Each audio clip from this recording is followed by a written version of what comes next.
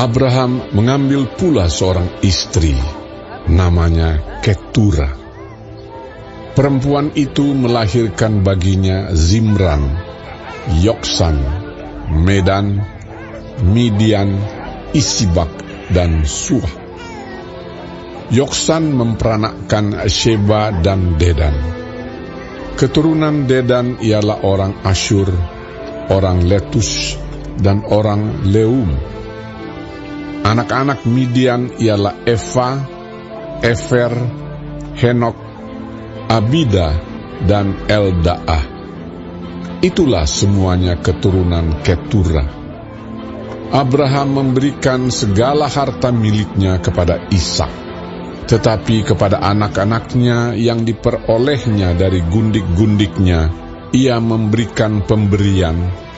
Kemudian ia menyuruh mereka, masih pada waktu ia hidup, meninggalkan Ishak, anaknya, dan pergi ke sebelah timur, ke tanah timur.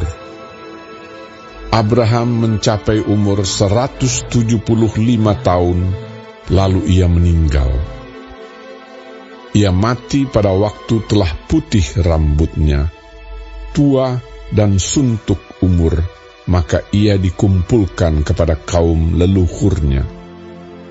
Dan anak-anaknya, Ishak dan Ismail, menguburkan dia dalam gua Makpela, di padang Efron bin Zohar, orang Het itu, padang yang letaknya di sebelah timur Mamre, yang telah dibeli Abraham dari Bani Het.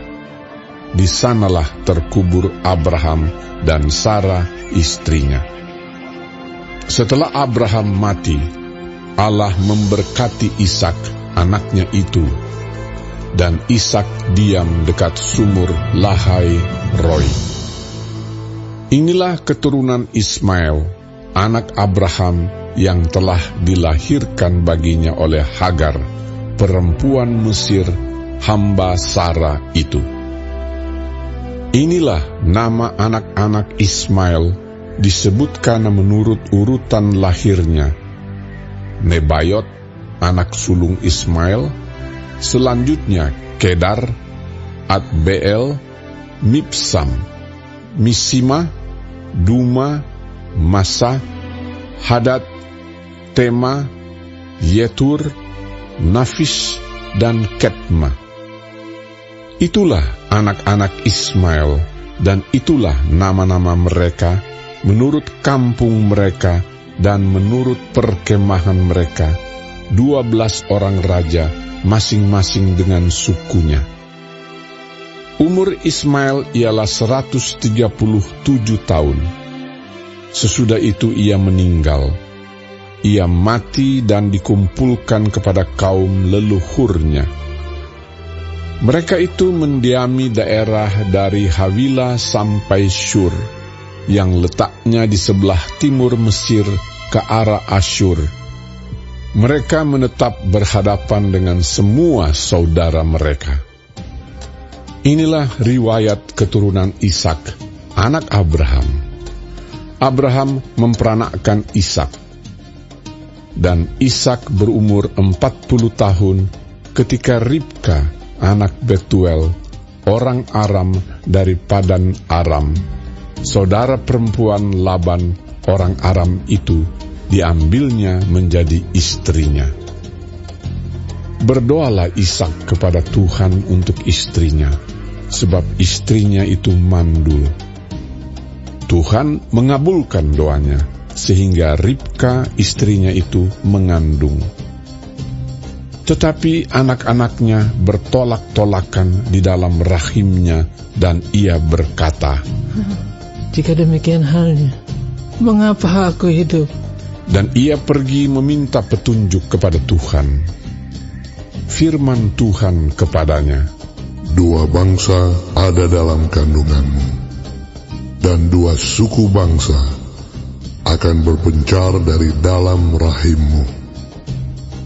Suku bangsa yang satu akan lebih kuat dari yang lain, dan anak yang tua akan menjadi hamba kepada anak yang muda.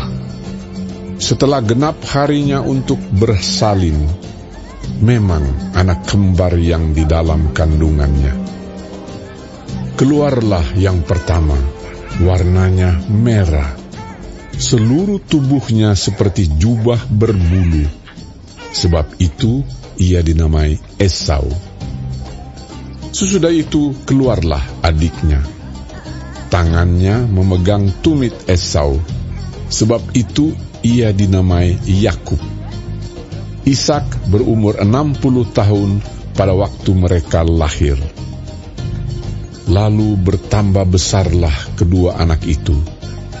Esau menjadi seorang yang pandai berburu, seorang yang suka tinggal di padang. Tetapi Yakub adalah seorang yang tenang, yang suka tinggal di kemah. Ishak sayang kepada Esau, sebab ia suka makan daging buruan. Tetapi Ribka kasih kepada Yakub.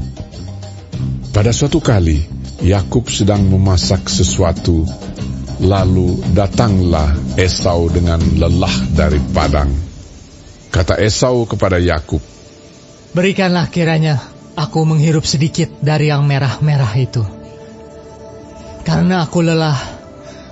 Itulah sebabnya namanya disebutkan Edom. Tetapi kata Yakub, Jualah dahulu kepadaku hak kesulunganmu. Sahut Esau, Sebentar lagi aku akan mati. Apakah gunanya bagiku hak kesulungan itu?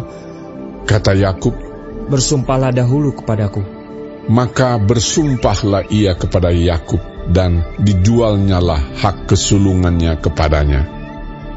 Lalu Yakub memberikan roti dan masakan kacang merah itu kepada Esau. Ia makan dan minum, lalu berdiri dan pergi. Demikianlah Esau memandang ringan hak kesulungan itu.